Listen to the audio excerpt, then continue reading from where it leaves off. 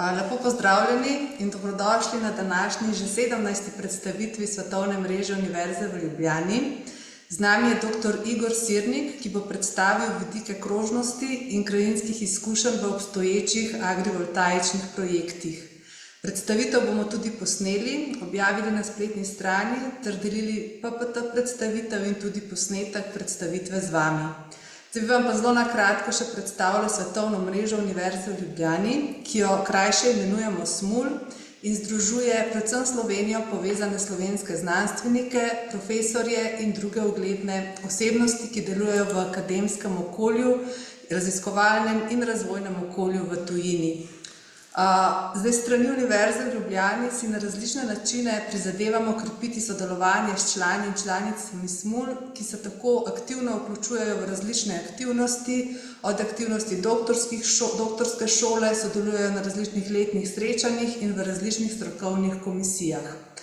Prav posebej bi vas rada povabila na mednarodno konferenco Svetovne mreže Univerze v Ljubljani, ki jo bomo organizirali letos prvič na pobudo vodstva Svetovne mreže Univerze v Ljubljani. Z nami je tudi dr. Boštjan Kobe, ki je predstavnik sveta SMUL in prihaja iz Univerze v Queenslandu. Skupaj z njim predsednico Klementino von Tacer in Mihaelo Pavličev smo pripravili nek program konference, ki bo posvečena predvsem odprti diskusiji o pomenu in vrednosti organiziranega celostnega znanja in univerze v današnji družbi. Prav tako bomo spregovorili tudi o morebitnih spremembah oziroma izboljšavah, prednostih in novih odgovornostih, ki jih moderni čas prinaša s seboj.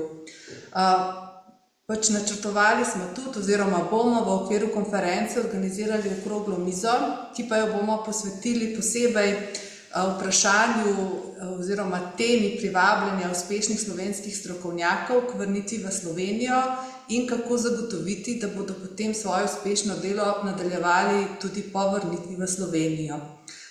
Zdaj pa prav posebej bi vas pa povabila tudi vas, da se nam pridružite na tej konferenci in pa aktivno sodelujete tudi v zadnjem delu, ki smo ga poimenovali Stičišče. Gre za poster sekcijo, kjer želimo omogočiti, da raziskovalci in raziskovalke, študenti in študentje, zaposleni, s posterji predstaviti svoje delo, poudarite dosedanja mednarodna sodelovanja in pa predstavite tudi možnosti za nadaljnje povezovanje. Bom tudi v nadaljevanju delila z vami link na spletno stran, kjer lahko najdete tudi več informacij in pa prijavnico za samo konferenco in tudi za sodelovanje na poster sekciji. Zdaj pa še posebej bi vas tudi želela seznaniti, da smo v sklopu aktivnosti Razvojnega sklada Univerze v Ljubljani odprli tudi nov interni razpis za raziskovalne projekte slovenskih raziskovalcev v tujini za sodelovanje s študenti in študentkami Univerze v Ljubljani. Namen razpisa je sofinanciranje krajših raziskovalnih projektov in sodelovanje slovenskih raziskovalcev, ki delujejo v tujini, s študenti prve, druge ali tretje stopnje Univerze v Ljubljani in na tak način želimo krepiti znanje in spretnosti ter mednarodno vpetost študentov in študentk Univerze v Ljubljani, seveda potencialnih naših bodočih raziskovalcev in raziskovalk na znanstveno-raziskovalnem področju. Zdaj, razpis je že odprt in bo odprt do porabe sredstev, tako da, če ste zainteresirani, se obrnete na vašo članico, ki v bistvu tudi odda prijavno vlogo, se pravi fakulteta oziroma akademija, na katero ste vpisani. Sedaj bom pa kar predala besedo dr. Dušanu Petroviču, ki prihaja iz Fakultete za gradbeništvo in geodezijo Univerze v Ljubljani in deluje v okviru katedre za kartografijo, fotogrametrijo in daljinsko zaznavanje. In že več let sodeluje z dr. Sirnikom in bo tudi v nadaljevanju vodil in povezoval dogodek. Vas pa vabim, da pripravite vprašanja, na katera bo dr. Sirnik odgovoril po zaključku predstavitve. Hvala lepa. Lepo pozdravljeni na tej današnji predstavitvi. Kot je uvodnica že predstavila, z dr. Sirnikom se poznava in sodelujeva že vrsto let. Je diplomant študija geodezije na naši Fakulteti za gradbeništvo in geodezijo Univerze v Ljubljani, kjer je že v času dodiplomskega študija opravljal se pravi del študija v tujini na mednarodnih izmenjavah, delno na Tehnični univerzi v Münchnu in delno na Univerzi Politehnika Valencia, v povezavi s katero je tudi zaključil diplomsko delo pod mojim mentorstvom z področja kartografije. Na tej isti Politehnični univerzi je tudi nadaljeval potem z študijem magisterija z področja geomatike. Tudi takrat je del študija opravil na Univerzi za uporabne znanosti v Karlsruhe v Nemčiji in zaključil študij z področja s pripravo v bistvu digitalne turistične karte s uporabo Google zemljevidov. Potem je na Politehnični univerzi v Valenciji nadaljeval tudi z doktorskim študijem geografije, vodnega inženirstva in okolja. Med samim študijem je raziskovalno sodeloval tudi v Univerzi v Rennes v Franciji. Njegova dizertacija pa je bila z področja prostorsko-časovne analize vpliva podnebnih sprememb na vinogradniška okoliša v Valenciji in v Goriških brdih. Postdoktorsko je nadaljeval usposabljanje in raziskovanje na Univerzi v Wageningenu na Nizozemskem, kjer je tudi od leta 2023 raziskovalec in predavatelj na katedri za krajinsko arhitekturo in prostorsko načrtovanje. Njegova osnovna raziskovalna tematika je umeščanje sončnih elektrarn v okolje na trajnostni način v okviru energetskega prehoda, posebej specializiran za tako imenovano agrivoltaiko, in to bo tudi tema oziroma predavanje, ki nam ga bo sedaj v naslednjih nekaj minutah predstavil. Tako da, Igor, izvoli. Najlepša hvala, gospod Petrovič, profesor dr. Petrovič, za tak čudovit uvod. S doktorjem Petrovičem sta že vrsto let sodelujeva in sem prav užival, kako sem začel mojo pot in mi je izredno pomagal tudi na moje poti. Hvala tudi gospa Katja za tak lep uvod in hvala za vašo povabilo, da sem lahko tukaj. Trenutno se nahajam na FGG, Fakulteta za gradbeništvo in geodezijo v Ljubljani, ampak sem tukaj samo par dni, živim pa na Nizozemskem v Wageningenu, to je blizu Utrechta, če boste kaj blizu. Sem pa pravil kratko prezentacijo mojega raziskovalnega dela zadnjih par let z naslovom Energetski prehod na sončne elektrarne. Levo, kakor vidite, je Wageningen University, Univerza v Wageningenu, glavna stavba. Ko vidimo to, na sredi vidimo eno lepo skulpturo dvojni V, če slučajno pozabimo, kje smo, to smo v Wageningenu. In na naslednjih 3 fotografijah se vidite tudi našo, kako smo hodili na teren oziroma naše terensko delo. V moji prezentaciji bom predstavil, kaj je agrivoltaika, kaj sploh je to. To je precej nov izraz danes in ki, kakor mislim, ne vem, koliko ljudi, koliko poslušalcev je že slišalo o tem. Ampak bom to še enkrat, bomo šli skozi in vam bom predstavil, kaj je to. V nadaljevanju bom predstavil rezultate našega raziskovanja z Wageningen University glede krožnosti in krajinske izkušnje agrivoltaike.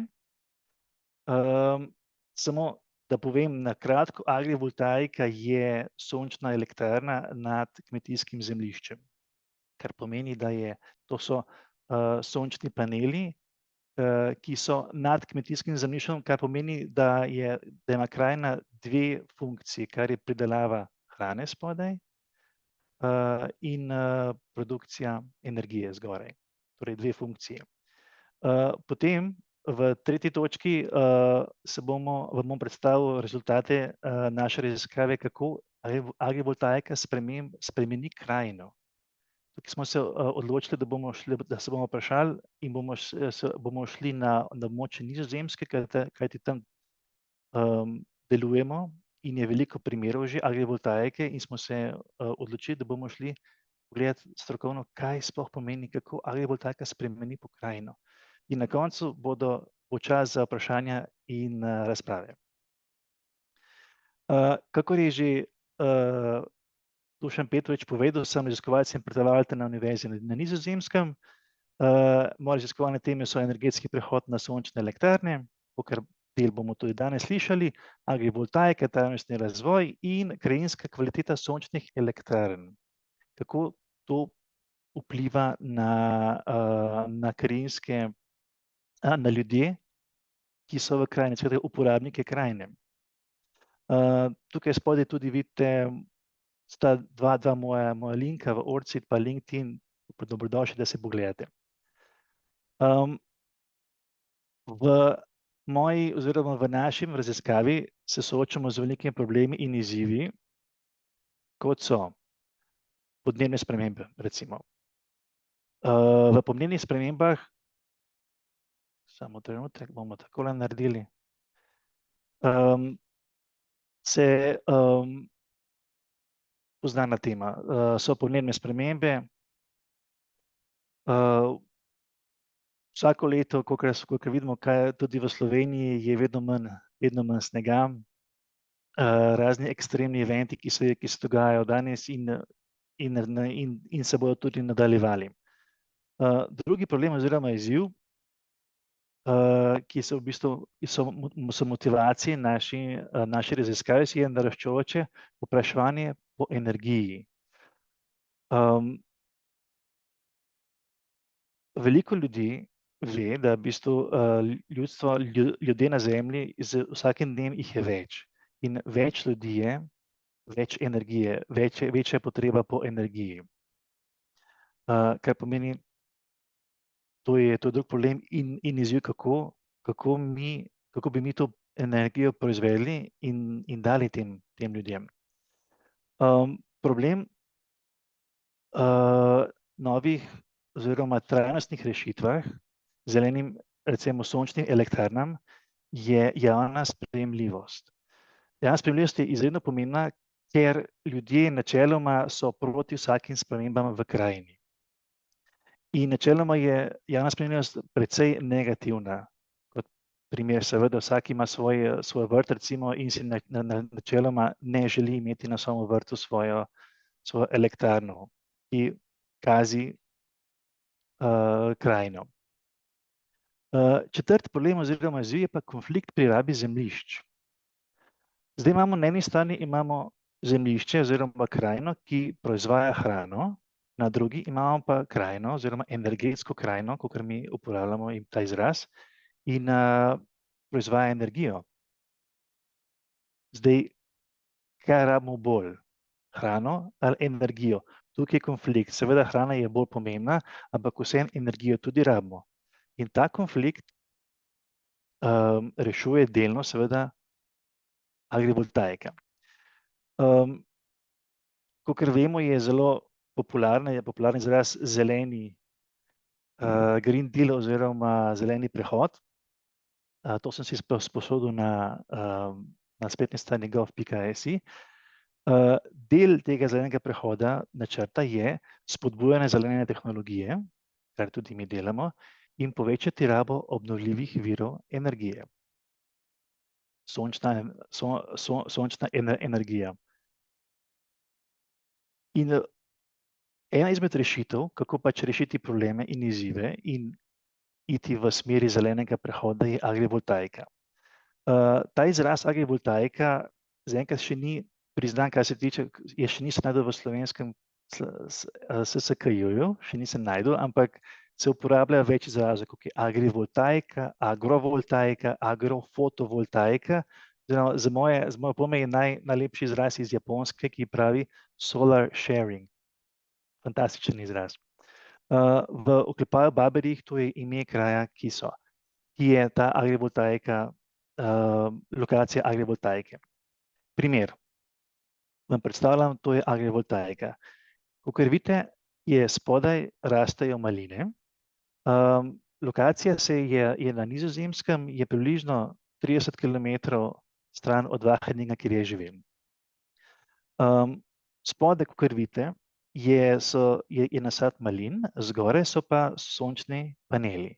Kakor vidite, niso 100% pokriti, ampak so pokriti približno 60%, kar dovoljuje sončni svetlobi, da penetrira in da dobijo tudi maline svojo sončno svetlobo, ki jo seveda rabijo pri fotosintezi. Koliko velikost tega boste videli na naslednji fotografiji, je približno 4 metre, 3,6, če smo natančni. Vzhod pa zahod je pa konfiguracija. To je drugi primer, zelo podoben kot Baberich, je Wadden-Owen, je pa 30 km zahodno od Wageningena.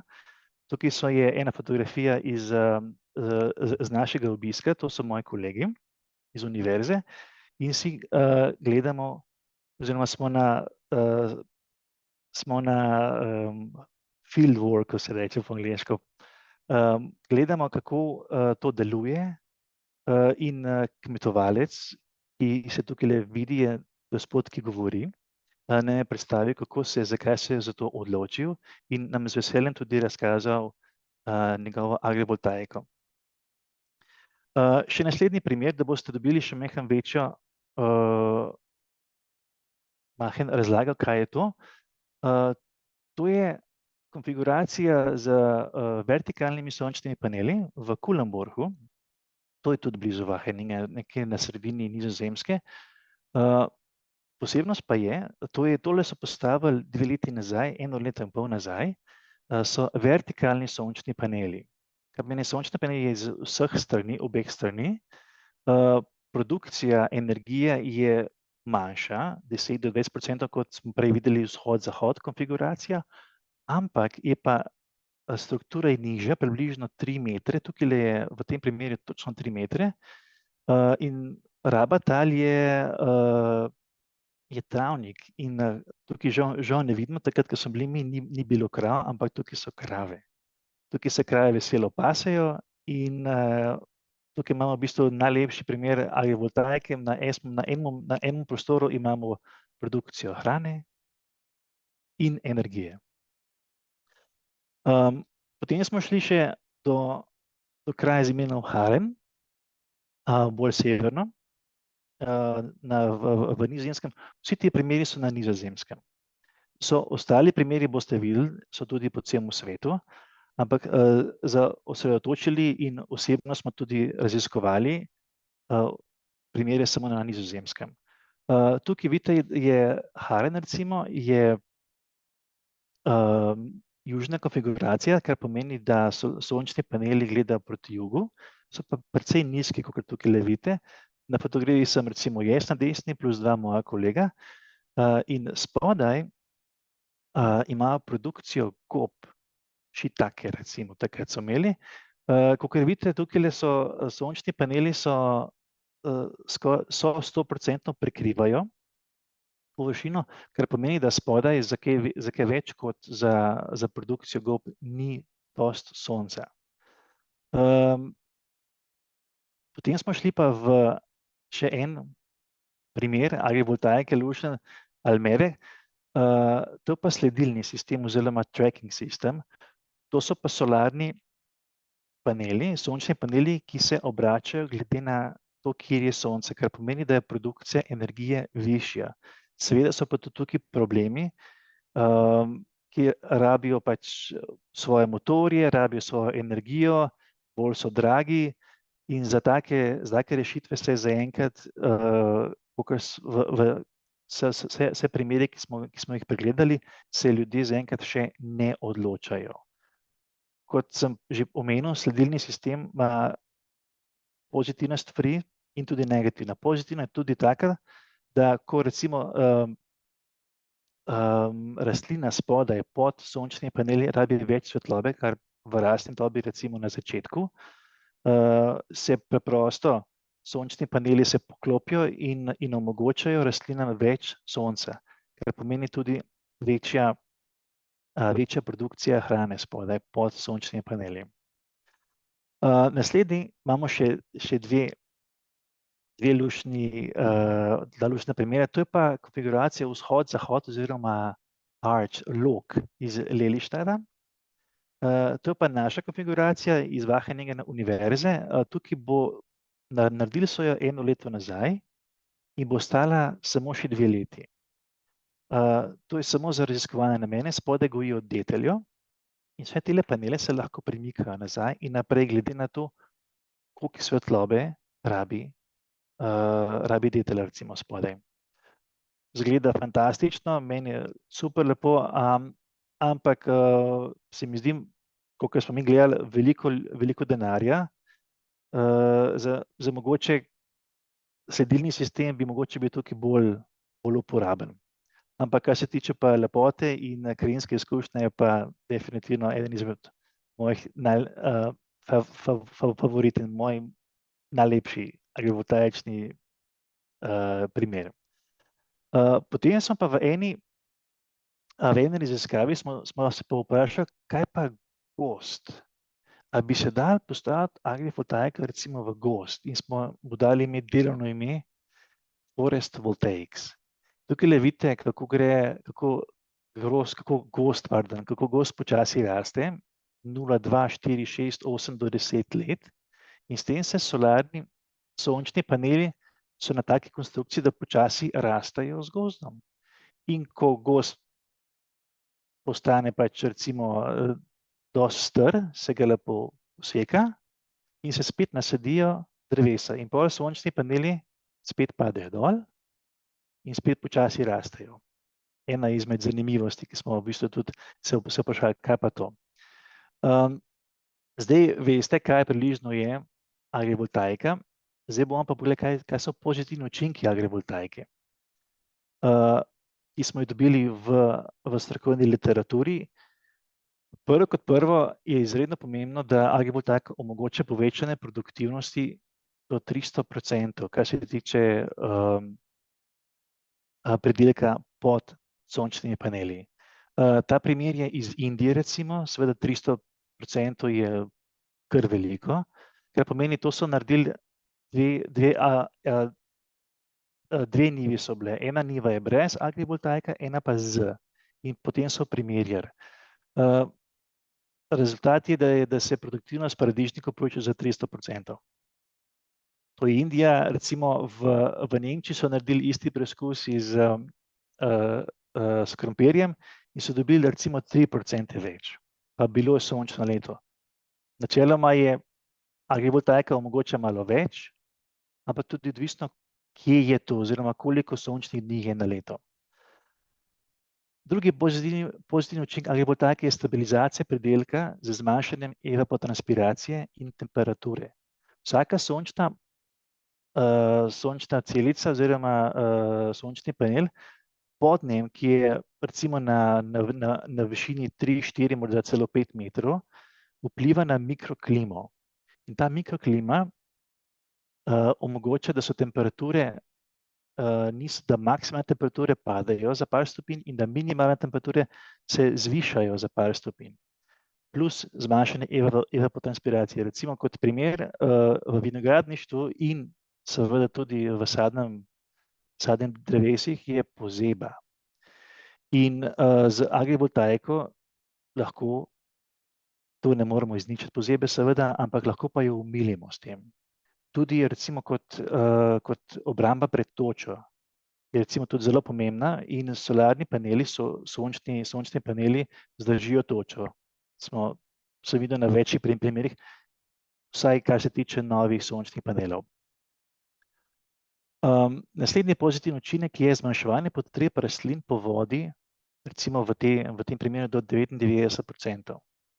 Ker pomeni rastlina še za to produkcijo, ki jo proizvede, ne rabi toliko vode, kar je izredno pomembno v sušnih krajinah oziroma tam, kjer imajo probleme z namakanjem.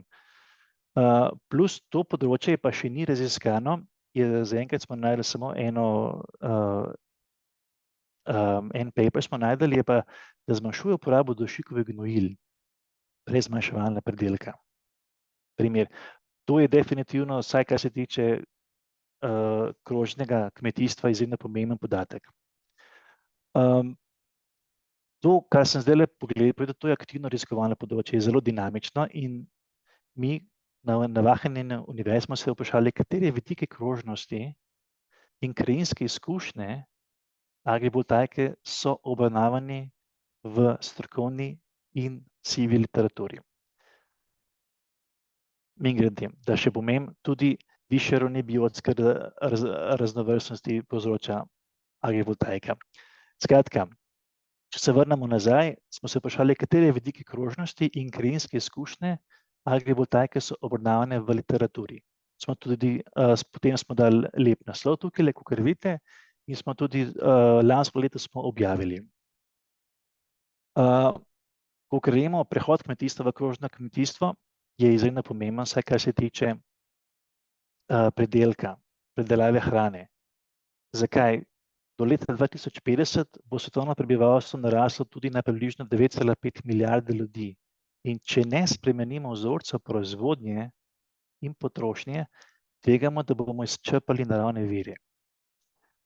V tem primeru krožno kmetijstvo nam omogoča pridelati dovolj hrane, načeloma za vse znotraj meja, ki jih postavlja naš planet, Zemlja, in pomaga pri zagotavljanju 4 ciljev, ki so ekonomska vzdržnost, ohranjanje biotske raznovrstnosti, okoljske trajnosti in seveda zaradi družbe trajnosti. In to zagotavlja prehransko varnost, varnost pri predelavi hrane. Poleg krožnosti pri agrivoltaiki smo se pa tudi vprašali, kaj pa pokrajinske izkušnje, kako uporabniki krajine gledajo na agrivoltaiko. Glede na to, da agrivoltaika je višja od navadnih sončnih elektrarn in to področje sploh še ni raziskano, kot se agrivoltaiki, smo se vprašali, ali je sploh to, kdo kaj pisal o tem? In smo naleteli na različne zanimive ideje, na zanimive papirje, na zanimive literature. Kot primer, recimo, krajinska izkušnja je povezana izredno z javno sprejemljivostjo, public acceptance, recimo. Tukaj vidite na fotografiji od moje kolegice Meryl, ki se tudi ukvarja z energetskimi krajinami. To je slikala 100 metrov stran od univerze, kjer delamo, kjer so hoteli postaviti sončno elektrarno. Tukaj pomeni, da so ljudje proti. Skratka, ljudje tukaj izražajo tudi tako svoje mnenje, da so definitivno proti sončnim elektrarnam. In smo rekli, zakaj pa ne bi to raziskovali, kako pa bi lahko to majčkeno spremenili. In smo se spomnili na javno sprejemljivost. Tukaj vidite Kinderdijk, na Nizozemskem je UNESCO dediščina, če še niste bili, zelo priporočam. Tukaj, kot vidimo, so vetrnice, so bile postavljene par stoletij nazaj. Zakaj vam tole kažem? Zato, ker je to prvi primer, uradni primer na Nizozemskem, ko so se ljudje uprli proti temu. So rekli, ne, mi pa nočemo teh vetrnic tukaj v našem kraju in so šli na ceste in so imeli manifestacije, ampak vlada, pač takrat 100 leti nazaj, so nekako le šli naprej in so postavili vetrnice. Danes je pač to zanimivo, da je to UNESCO dediščina. Kar pa je zanimivo za javno sprejemljivost, je pa to, da mislim, da približno 1 leto nazaj na severno Nizozemsko so hoteli par vetrnic, modernih vetrnic, starih 50 let, mislim, da okoli 50 so hoteli lepo porušiti, ker niso bile več rentabilne in kaj drugega zgraditi. In zanimivo je, da so ljudje, ki so bili tam, so bili proti. Niso šli na ceste, ampak ko so vprašali ljudi, ki tam živijo, so bili definitivno proti in zaenkrat so vetrnice še stojijo, kot zanimivost. Skratka, mi smo se bolj vprašali, kateri vidiki krožnosti in pokrajinske izkušnje so obravnavani v mednarodni literaturi o agrivoltaiki. Pogledali smo sistematičen pregled strokovne in sive literature in šli smo tudi na teren. In opravili smo razgovore s kmetovalci agrivoltaike. To pa v bistvu bistvo naše raziskave, ki smo gledali krožnosti in pokrajinske izkušnje, se doslej posveča zelo malo znanstvene pozornosti, smo videli.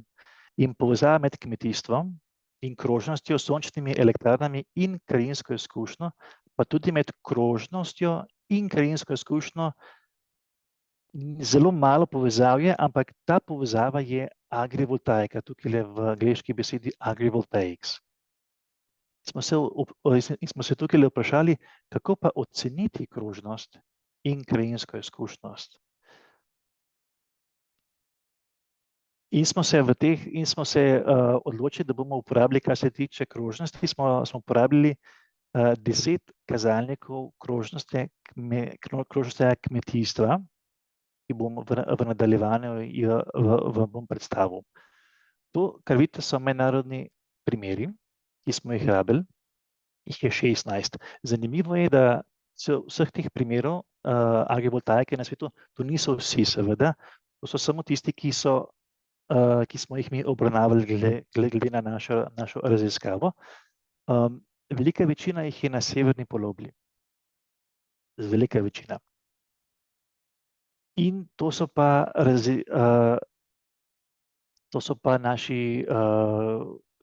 naše domneve, oziroma kar smo dobili ven iz naše raziskave. Levo vidite, zgoraj piše Critical Performance Indicator of Circular Agriculture. To so tisti indici oziroma kazalniki, ki sem vam govoril, jih je 10, so od kako vpliva na ekonomijo, na lokalno ekonomijo, to, kako vpliva to na počutje živali, na nutrient cycle, biodiverziteta in tako dalje. Desno pa vidite številko primerov oziroma številko primerov agrivoltaike, ki smo tu najdeli.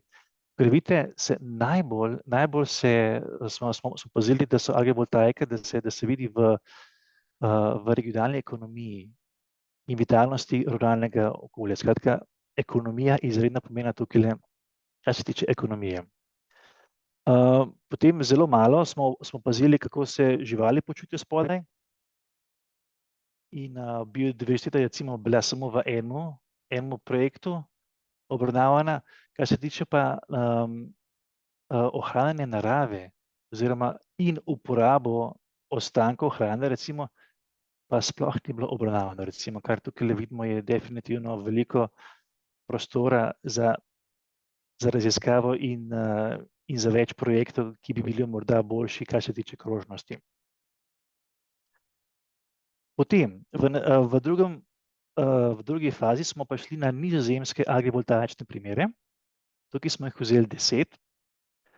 Trenutno, to so bili v 2 leti nazaj, ko smo delali te raziskave, jih je bilo 10 tudi uradno. Danes jih je že vsaj 16, ko smo zadnjič gledali, 16, morda celo 17. Skratka, agrivoltaika je izredno dinamičen prostor, dinamična tematika, ki se razvija izredno hitro, vsaj kar se tiče Nizozemske. In smo pogledali isto kot za mednarodne primere, kateri predmeti oziroma katere agrivoltaike, kako se kaže to v krožnosti. In smo videli zelo zanimiv podatek tukaj je, da je tudi v tem primeru, v nizozemskem primeru, več kot polovica primerov se je najdelo, kako v bistvu agrivoltaika vpliva na regionalno ekonomijo. Ekonomija je tukaj izredno pomembna. Potem, ko smo bili zelo presenečeni, da tukaj celo 2 primera sta omenila, kako to vpliva na biodiverziteto oziroma na biotsko raznolikost in na kvaliteto prsti, recimo, kako agrivoltaika vpliva na prst tudi, recimo. Ostale, kot se tiče pa živali, kako se počuti živali, kako je pri konzervaciji narave, pa sploh ni bilo nobene omembe.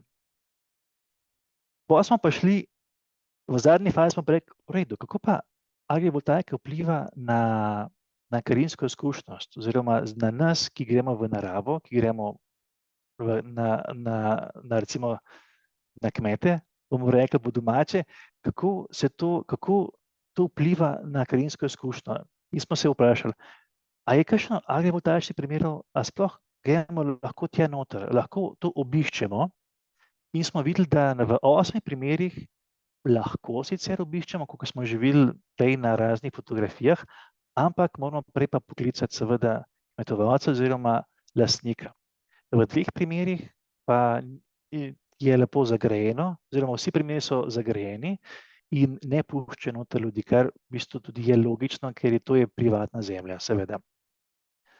Potem smo se vprašali, kako pa je to sploh, kako lahko mi to vidimo. Ko mi gremo recimo v krajino, recimo v kakšno, saj na Nizozemskem ni kaj veliko hribov, kako to vpliva na vidnost. A mi to sploh, ko gremo mimo, a mi to sploh vidimo, ne? In smo videli, da v večini primerov, tukaj imate levo, so imena vseh agrivoltaičnih primerov. Tukaj vidite v beli, bela barva, to pomeni, da se vidi. Smo šli 10 metrov okoli vsake agrivoltaike in smo pogledali, a se vidi, a se ne vidi. Če so črtice, pomeni, da se malo vidi, če pa črna, pa se vidi, da sploh ni vidno. In tukaj vidimo, da je na splošno zelo nizka vidnost primerov. Recimo, nekateri primeri so že imeli prej izredno slabo vidljivost, recimo Babberjih primer, bomo pol se tudi na tem ustavili, je že bila živa meja okoli, ne?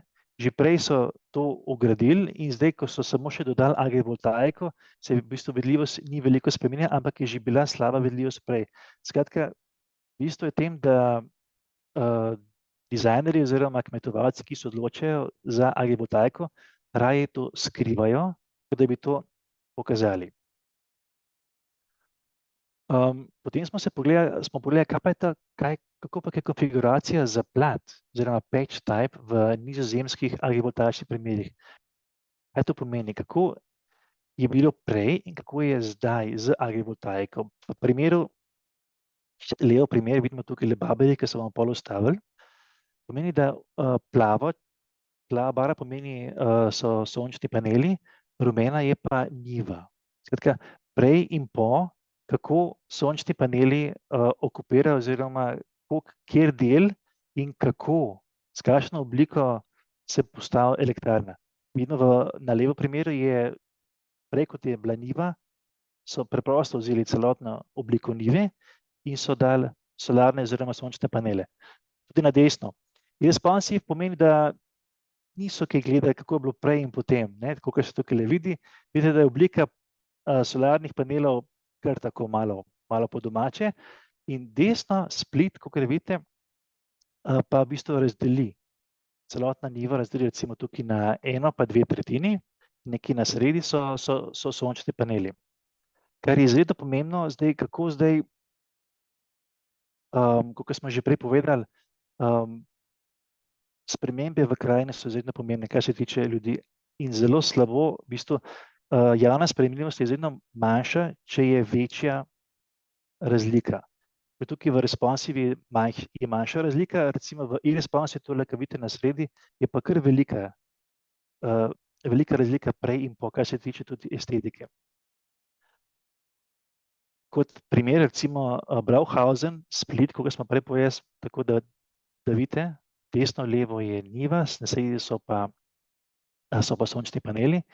To je pa Babberjih. To, kar sem vam povedal prej, to je bilo pred, to so bile razne mreže prej, tukaj le zgoraj nad malinami in okoli, kot vidite, je živa meja. In potem, ko so pa dodali sončne panele, pa vidite, da bi so čisto ista oblika. Tako ni se veliko spremenilo, samo malo v višini mogoče. Kaj smo se tega naučili? Torej, trenutno omejena pozornost krajinskim izkušnjam in krožnosti v literaturi. Kar je možnost, v bistvu to je logično, zato ker agrivoltaika je z nami žele, boom se v bistvu dogaja šele zdajle in literature je izredno malo, ampak kar pa opažamo, pa je zelo omejena pozornost krožnosti, trajnostnim in seveda pozornost krajinskim izkušnjam. to se zaenkrat zelo malo kaže. In krožnost v agrivoltaiki se obravnava predvsem z ekonomskega vidika.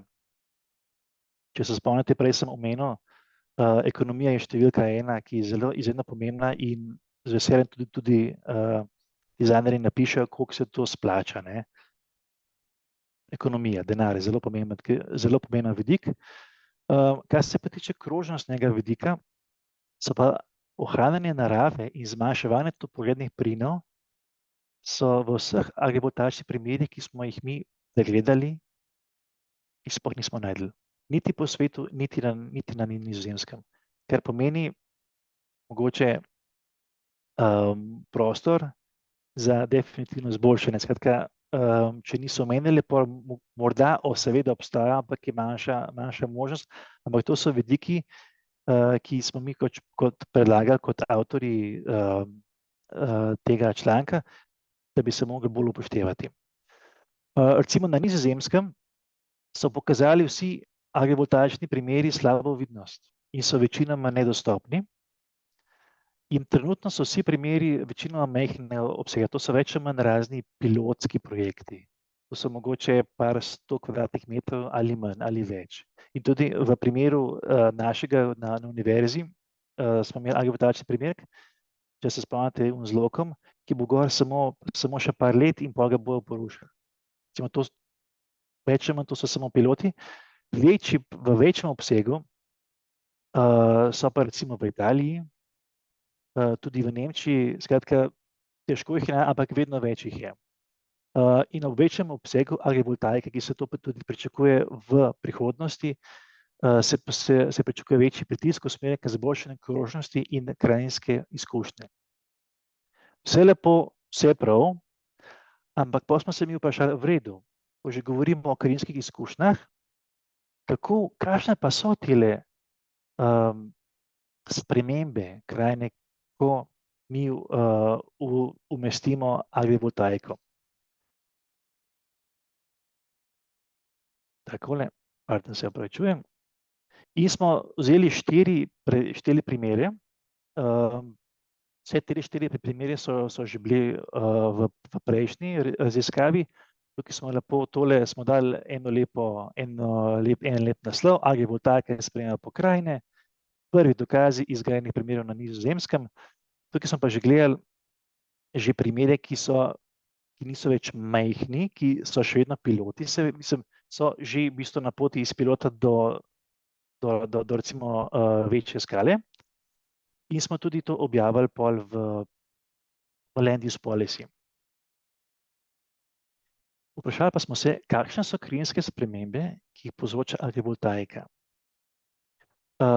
Osredotočili smo se na Nizozemsko in ker se to pa, če noben pred ni naredil, smo mogli pogledati, kako pa to sploh narediti, kako bomo to definirali, kako tele spremembe. In kaj smo naredili, iz literature smo dobili par kazalnikov krajinskih sprememb in ko smo že bili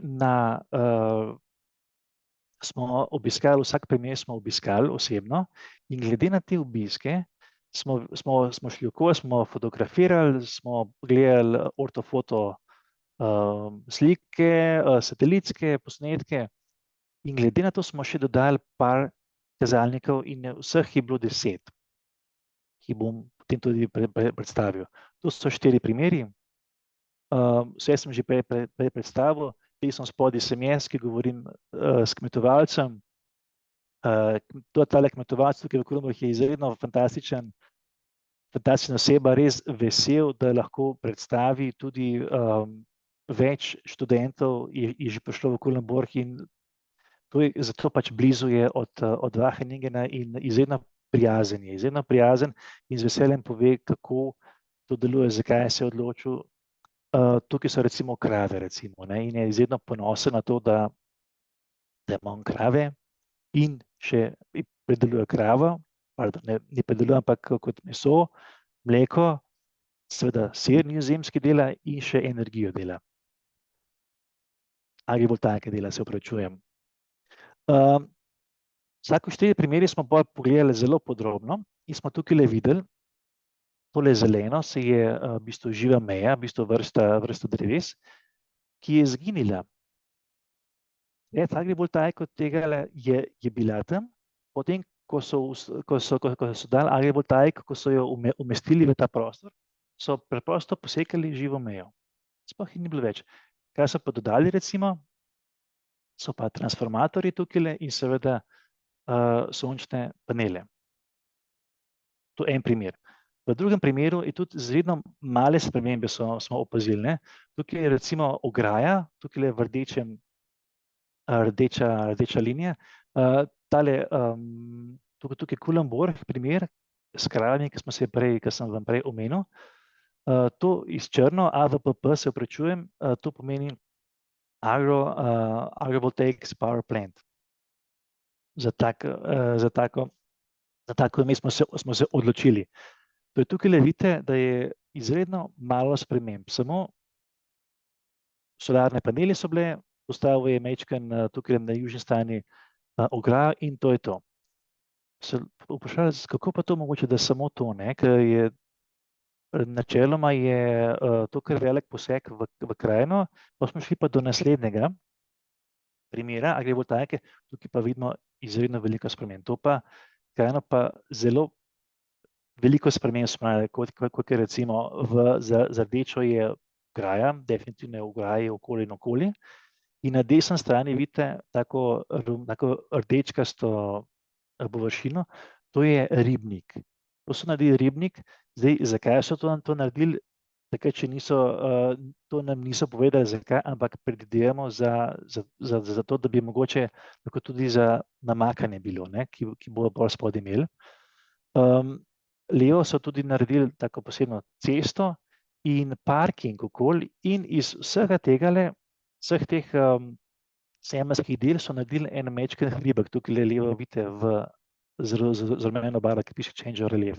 Skratka, zelo veliko sprememb. Samo na zelo majhnem območju, recimo tukaj vidimo, ampak veliko sprememb. In še zadnji primer tukaj vidimo je Vaden ON, vzhod, zahod, če se spomnite, so sončni paneli. Tukaj so preprosto imeli so prej. Njiva je bila, bili so, tukaj toliko denarja imamo, fantastično, bomo tukaj postavili, a da bi kaj pogledali, kako je oblika, niso nič pogledali, kakšna oblika je bila prej, postavili so, dali so transformator in to je to, hvala lepa. Skratka, tudi izredno malo sprememb, kar se tiče, ampak zelo pomembno tukaj smo pogledali, kako se to vklaplja v krajino. Recimo iz tele slike se lepo vidi, kako se to vklapa. To so recimo tele zaplate sončnih panelov. Levo zgoraj, Baber, kot sem že večkrat povedal, je približno obsega tisto, kar je bilo prej. Rumeno je njiva, plavo so pa sončni paneli. Približna oblika je prej in po. Desno, kot vidimo, Vaden ON, zadnji primer, ki sem rekel, da nisem nič gledal na obliko, kaj je bilo prej in po. Tukaj so malo poprešerno, tukaj naredili, toliko sem je denarja, hvala lepa. Levo, Almere, ki sem vam pokazal, da ima največ sprememb, ki smo videli, in na celotni njivi je samo en košček, so sončni paneli, vse ostalo so pa vse spremembe, če se spomnite, je bil cesta, pa ribnik so naredili za namakanje, pa en hrib so naredili. Skratka, tukaj se vidi, da ljudje, ki so to delali, niso gledali na krajino, kako je bilo prej.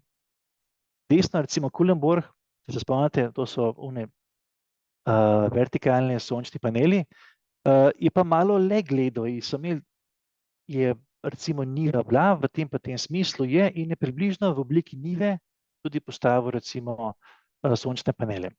To pač smo to klasificirali in to je, kar smo dobili.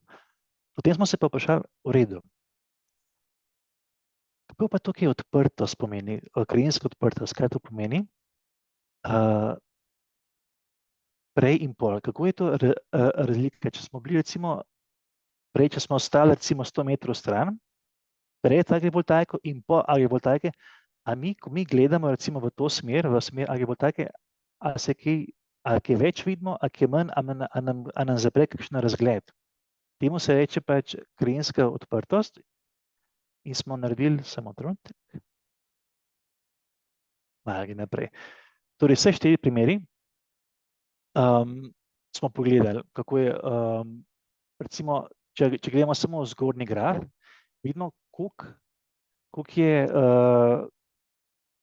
poti okoli agrivoltaičnega primera so izgubili vidnost, kar pomeni, pogledali smo 2 kilometra okoli, koliko se vidi, recimo, ne, in smo izbrali ceste v tem območju ali poti, tam, kjer se mi gibljamo, uporabniki krajine, in smo preračunali, koliko del teh poti, ki so recimo v roku recimo 4 kilometre, smo recimo v Baberihtu smo recimo našteli, koliko se recimo spremeni vidnost. Recimo v Baberihtu je že bilo prej obdano živo mejo, se spremeni izredno malo. Recimo Vaden Ojem pa Almere, če se spomnite, to so večji primeri, ki so preprosto na celotno na nivo so postavili agrivoltaiko, brez nič. Tukaj se pa recimo vidi, kako je recimo 89% vseh poti okoli primera je bila sprememba vidnosti oziroma sprememba odprtosti. Tudi v Almeri in Kulenbergu je čisto isto. Skratka, zelo pomembno je, ali je že bilo kaj že prej obdano ali ne. In to so te spremembe krajine, ki so zelo pomembne. So zelo pomembne za javno sprejemljivost. A to sosed vidi, a to sosed recimo ne vidi. A je kakšna sprememba, ali vidi čez recimo, ali ne vidi čez, ne? Recimo v spodnji graf pa vidite, koliko pa je v bistvu povprečna sprememba odprtosti. Logično, Vaden Ojem Almere, koliko smo prej videli, ko so postavili na nivo, so postavili agrivoltaiko, je sprememba ta najvišja. Kar se tiče pa Babericha pa Kulenberg je tisti z vodoravnim sončnimi paneli, je pa izredno majhna. Zakaj? Zato, ker tudi struktura je izredno nizka, je samo 3 metre in to se tukaj tudi izraža. Baberich pa zakaj je manjša? Zaradi tega, ker je že prej smo rekli, da je obstajala tale meja okoli, živa meja. Kaj smo se naučili od tega? Naši sklepi. Torej, stopnja sprememb pokrajine je pokazala veliko variabilnost med primeri. Ker smo vedeli, Baberich, ko so že imeli okoli mejo, so samo dodali solarne panele, recimo, ne. V ostalih primerih so imeli prej samo nivo in pol na to nivo, ki je zelo odprta krajina, so postavili agrivoltaiko, kar definitivno spremeni krajino, spremeni izkušnjo.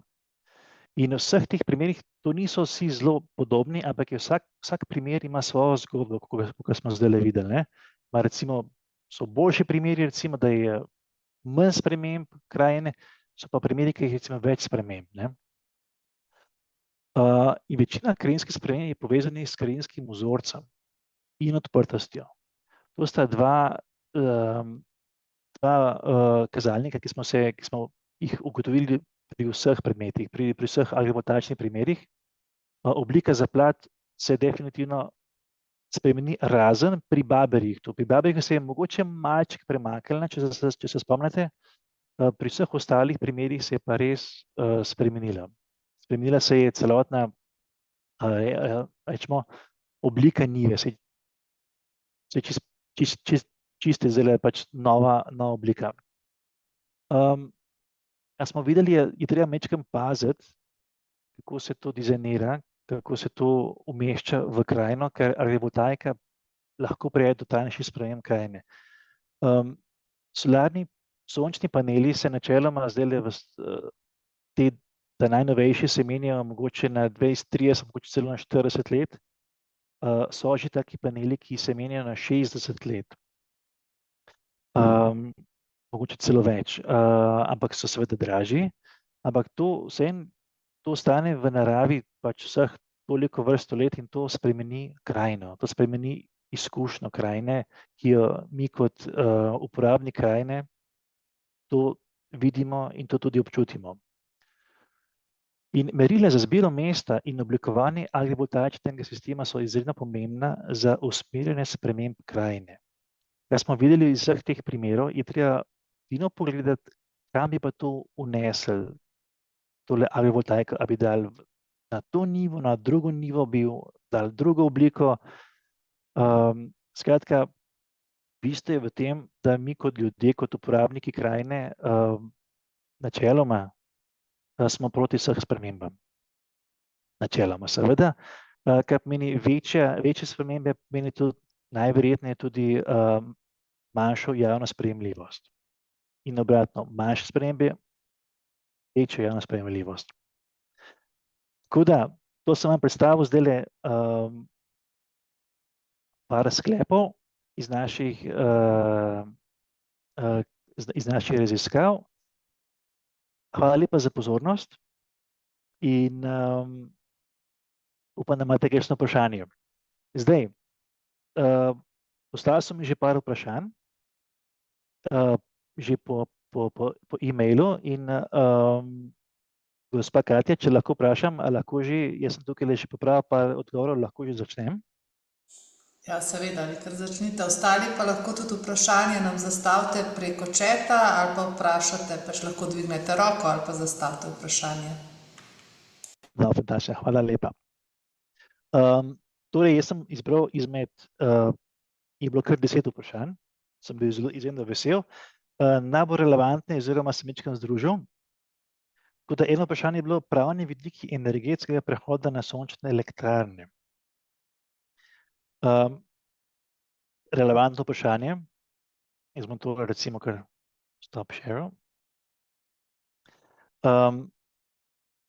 Pač, ker je agrivoltaika razmeroma nova, je novost, je izredno malo zakonodaje že sprejete na tem področju, kakor smo mi pogledali. Zdaj, recimo, kot primer Japonska, ki se tam vse začel, par let nazaj, ima en zakon, ki dovoljuje agrivoltaiko, ta zakon je bil 2 leti nazaj, mogoče se je spremenil. Na Japonskem lahko uvrstiš agrivoltaiko na svojo njivo pod pogojem, da je produkcija vsaj 80%. To pomeni, da moraš fino paziti, kako boš ti postavil sončne panele, a boš kriv 80% ali 60%, oziroma a se ti splača, a se ti pa ne splača. Ne? Kar se pa tiče recimo Nizozemske, se pa pripravlja zakon, ki bo dovoljeval oziroma ki bo za vsako novo sončno elektrarno, klasično, ni agrivoltaika, ne bo imela vsaj 2 funkcije. Zdaj, te 2 funkcije recimo lahko spodaj kdo živi, recimo se da sončno elektrarno na streho, ali pa preprosto, recimo spodaj so lahko tudi recimo zanimiva izkušnja, recimo gobe, ne?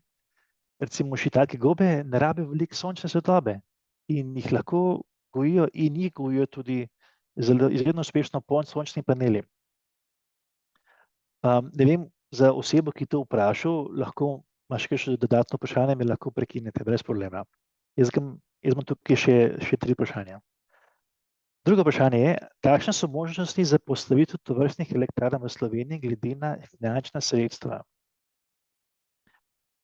Ja, to je, kot smo že prej veliko o ekonomiji govorili, recimo, jaz lahko povem za primer Nizozemske. Velika večina teh primerov, ki so pač nam dali podatke, ki ste jih videli, so bili financirani strani investitorja, to je v bistvu firma, ki je postavila vse sončne panele in potem zahteva seveda tudi delež prodane elektrike. Zdaj, koliko je ta delež, to ne vem, to niso povedali, to je pač osebna, to so se oni dogovorili, ne?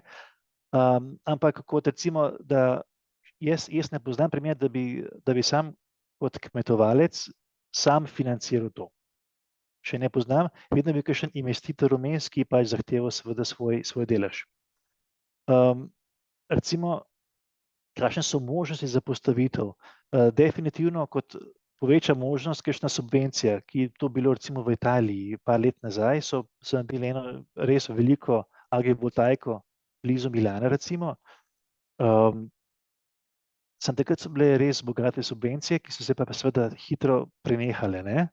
Skratka, če je denar, je tudi to. Kar se pa tiče zakonodaje, pa načeloma, kolikor sem jo pripravljal v Nemčiji, je pa še vedno to je zelo neraziskano področje, ki zanimivo, tudi v bistvu zdajle moji kolegi in jaz se tudi s tem ukvarjamo in pomagamo pač zakonodajalcem, da bi šli v to smer, da bi vključili agrivoltaiko v zakonodajo.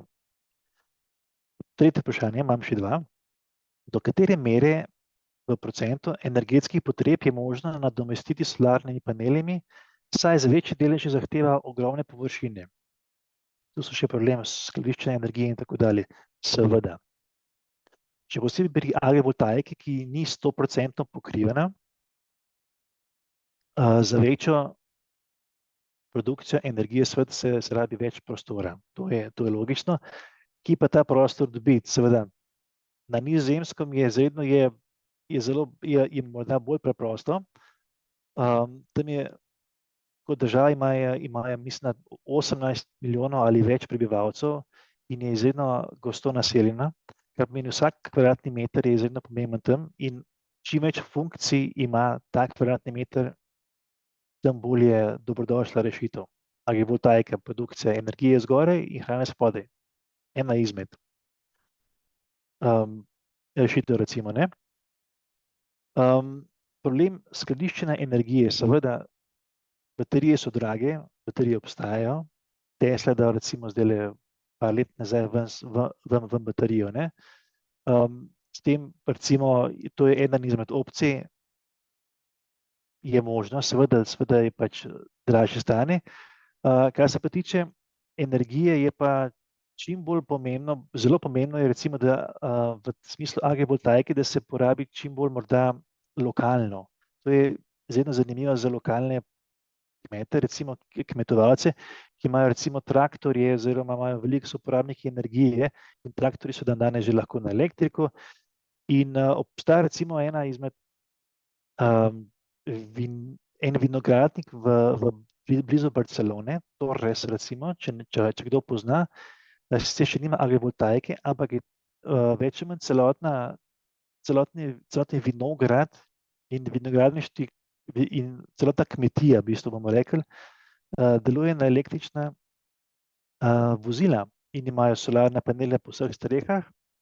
Kolikor jaz sem, pa nima še agrivoltaike. Upam, da drugo leto.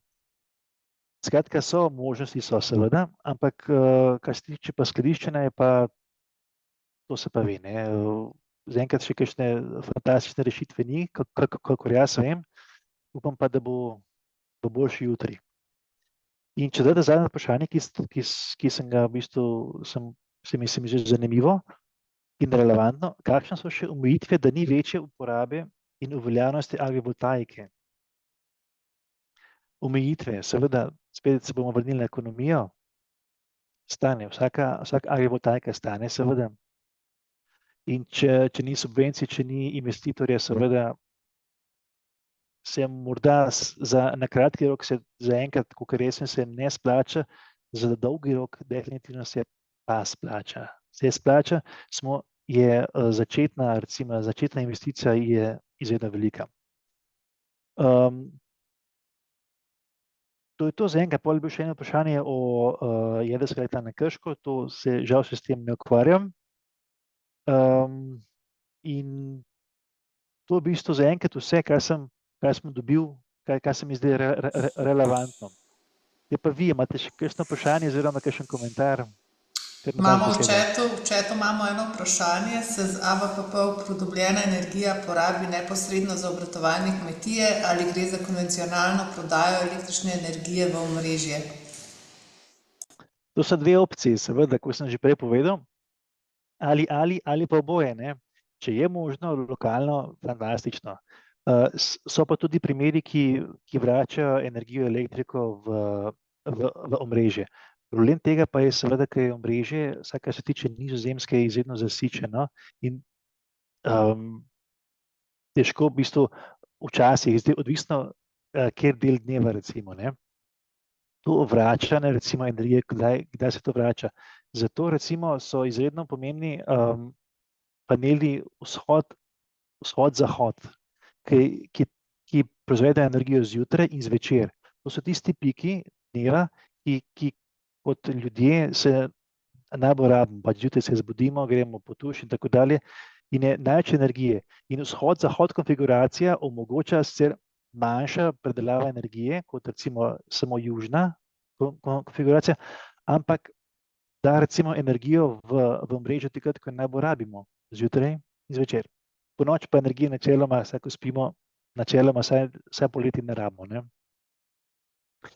Upam, da sem odgovoril na vprašanje. Igor, hvala za zanimivo poučno predavanje. Jaz upam, da se bo še kakšno vprašanje pojavilo, kaj takega.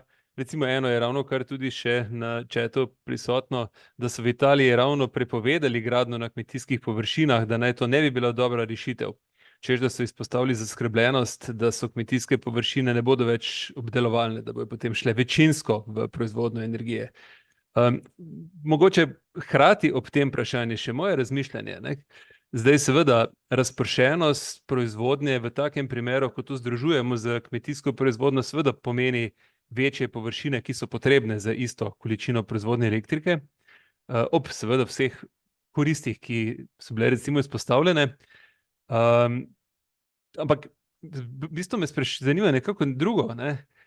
Izpostavljeno je bilo, da je večji problem odprtost, da je to največji težava, ki se nekje pojavlja med ljudmi, da jih skrbi, da potem ne bo več te vidnosti, da se bo zapirala pokrajina kot taka. Ste to recimo primerjali v skupini z sprejemljivostjo spremembe odprtosti v primeru pozidave? Se konec koncev imamo danes ogromno primerov zmanjšanja odprtosti zaradi pozidave z prometno infrastrukturo, z objekti, pa jih ljudje na koncu sprejmejo. Odlično vprašanje. Glih primerjali nismo, ampak definitivno gradi se bolj v urbanih okolju, definitivno, in tam v bistvu tam je morda malo, kar se tiče odprtosti, so že tam objekti, ne, to skratka je mogoče manjši problem. Kar se pa tiče recimo kmetijske krajine, recimo, ne, kakšen objekt, recimo kakšna cesta, recimo, ne, cesta, to so recimo nizke gradnje, to bi še bilo. Agrivoltaika pa recimo, pač moraš iti recimo včasih tudi recimo s traktorjem spodnji in so tudi recimo do 5 metrov visoke, ne. Tu pa kar v bistvu, ne,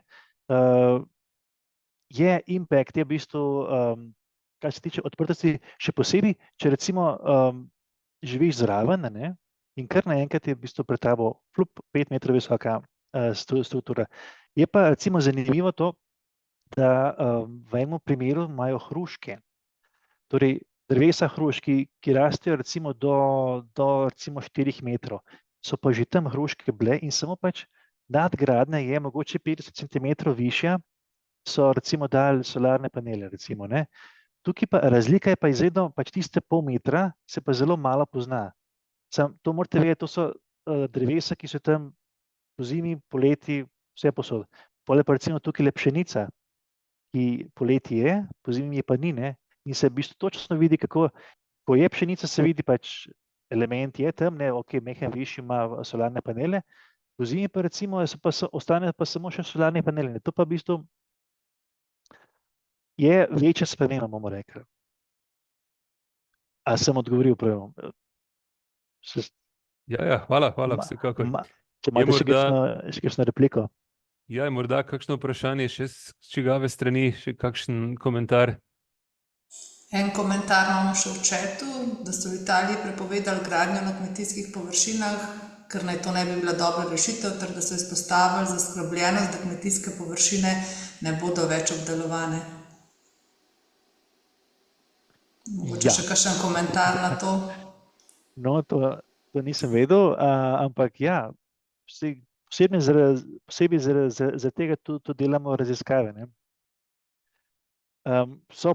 Seveda je to relevantno, pač ki je vprašanje zdaj, pač imamo produkcijo hrane in produkcijo energije, definitivno tukaj je tisti konflikt. Ne? In jaz sem prepričan, upam, da v naslednjih letih, da se bo to spremenilo, upam, da ja. Kajti, če to lahko skupaj združimo, produkcijo hrane in še energije na enem mestu, lahko v bistvu imamo več prostora za druge stvari, recimo za naravno območje, recimo, ne. Povečamo mogoče Natura 2000, ne. Kar pomeni, da hvala za to repliko iz Italije, to sem bo definitivno po mestu pregledal in se bomo zamenili, imam tudi par kolegov iz Italije in se bomo potem tudi kakšno rekli. Hvala lepa za repliko. Zdaj, večina poslušalcev tukaj predvidevam, da je kar precej Slovenije, zato mogoče le primerjava še malenkost, kako je stanje s tem v Sloveniji. Ali je po vedenju cele vaše skupine kakršnekoli poskus že bil na področju vzpostavitve agrivoltaike v Sloveniji? Ja, kakor jaz vem, jaz ne poznam nobenega, ampak smo pa dobili v bistvu par dni nazaj sem govoril z avtorjem, je pa že eden tukaj pri Brežicah, se mi zdi, zdaj se opravičujem, ne vem imena avtorja, ampak je en v bistvu je izdal en paper, glede na to, kakšne so možnosti in tudi, da če že postaja tam pri Brežicah ali pa ne, to pa še ne vem. Včeraj sem govoril tudi z enim profesorom tukaj na univerzi v Ljubljani, mi pa zatrdil, da so že 3 primeri. Kar se Slovenije tiče, žal ne vem, če kdo tukaj v chatu ve za kakšen primer, prosim na dan z besedo, z veseljem bi si to šel pogledati. No, in če pa bi bili recimo pozvani, da bi v situaciji, ko tega še ni, mogoče glede na svoje izkušnje nizozemske, recimo povedali, kje so tisti ključni vzvodi, tako formalni kot recimo tehnični. Zdaj, kaj bi najbolj pripomoglo k temu, da bi se recimo tudi ta oblika začela v Sloveniji pojavljati? Definitivno formalni. Skratka, zakonodaja se mora definitivno urediti in to vključiti v zakonodajo. Tako da bodo pač ljudje videli, kaj se da, kaj se ne da. A se da do 5 metrov, do 6 metrov, do 4 metre. To bi bilo recimo definitivno pomagalo. Drugi del, ki ste pa že tudi omenili, gospod dr. Petrovič, je pa tehnični. Glede na to, kar se tiče tehničnega vidika, se že veliko ve. Kako se postavi, glede strukture, to ni nobenega problema. Kaj se pa spodaj dogaja, recimo, to se pa recimo izredno malo še ve, kako pa kaj recimo spodaj rastline. So primeri, ki se pač, ko sem že omenil, v Indiji, ki so imeli paradižnik spodaj in je bilo 300% več pridelka, recimo, ne. Zakaj? Zato, ker je pač veliko sonca in je bilo v senci. Zdaj, vprašanje tudi recimo Holy Grail tukaj je, ali bomo postavili tele panele, bomo 60% ali 50 ali 40 ali 90, pač odvisno, kaj spodaj raste. Kar se iz tehničnega vidika tole tiče, jaz mislim, da bo šlo to v to smer, da bo vsak predel, ki bo imel svojo konfiguracijo agrivoltaike, ki bo preferiral zdaj odvisno kaj se bo kmetovalec hotel, ali bo preferiral energijo, produkcijo energije ali pa produkcijo hrane. To pa odvisno od kmetovalca. Skratka, formalno zakonodajo, tehnično pa je še izredno veliko tukaj za raziskovati. No, medtem smo vendarle prejeli že tudi primer potrditve primera agrivoltaike v Sloveniji. Eden izmed poslušalcev je zapisal, da na bregu akumulacijskega jezera hidroelektrarne Brežice v bistvu je, ker pod paneli je pašnik, po katerem se pasejo koze, kar je recimo že primer podoben, kot smo ga že iz Nizozemske povezave s kravami recimo videli. No, super. In se pa, če lahko vprašam, gospoda, ko smo imeli tudi primer pač koze načeloma je, kako bi rekel, malček problem je s kozami, kajti koze rade skačejo in koze tudi rade kaj pojejo. Tudi stvari, ki recimo niso glih najboljše, kot so recimo žice in tako. In druge stvari, saj na Nizozemskem, kar se tiče koz, so poskusili, ampak se jim ni obnesel in so na mesto koze so dali spodaj pol ovce. Ovce so pa bistveno boljše. Hvala lepa za tole, za koze, bom jaz tole pogledal in če bom kaj v bližini, definitivno se bom oglasil. Hvala lepa. Vidimo, da ni več nobenih vprašanj, tako da bi se jaz prav lepo zahvalila v imenu Univerze v Ljubljani in Svetovne mreže Univerze v Ljubljani dr. Igorju Sirniku za izvedbo predstavitev in mu seveda še naprej zaželela uspešno delo. Hvala tudi vam, da ste bili danes z nami. Tako kot sem prej omenila, pa si želimo vzpostaviti tudi neposreden stik med člani in članicami SMUL in pa med študenti in študentkami Univerze v Ljubljani. Zato vas vabim k ogledu spletne strani, kjer lahko najdete več informacij o sami mreži. Prav tako pa se lahko preko svoje identitete, se pravi digitalne identitete, tudi prijavite v sistem in se neposredno povežete s člani in članicami SMUL. Vabljeni seveda tudi k udeležbi na prihodnjih predstavitvah in pa k sodelovanju na konferenci SMUL, ki jo bomo organizirali 7. oktobra na Akademiji za glasbo Univerze v Ljubljani. Prav tako bomo pa veseli tudi vaših predlogov za sodelovanje s člani in članicami SMUL. Vsem, ki ste se preko spleta prijavili na predstavitev, bom tako, kot sem že omenila, posredovala PPT predstavitev in posnetek današnje predstavitve. Prav tako vam bom poslala tudi kratko anketo in vas bom prosila za izpolnitev in pa vaše predloge glede naslednjih predstavitev, kaj bi vas zanimalo, katere teme, vsebine. Tale posnetek današnje predstavitve bo prav tako objavljen na spletni strani Svetovne mreže Univerze v Ljubljani, zdaj morda že jutri, če ne pa v začetku naslednjega tedna. Zaželim tudi vam še lep preostanek dela in pa seveda dneva in pa uspešno delo tako na študijskem kot tudi na pedagoškem področju. Lep pozdrav! Hvala lepa, nasvidenje.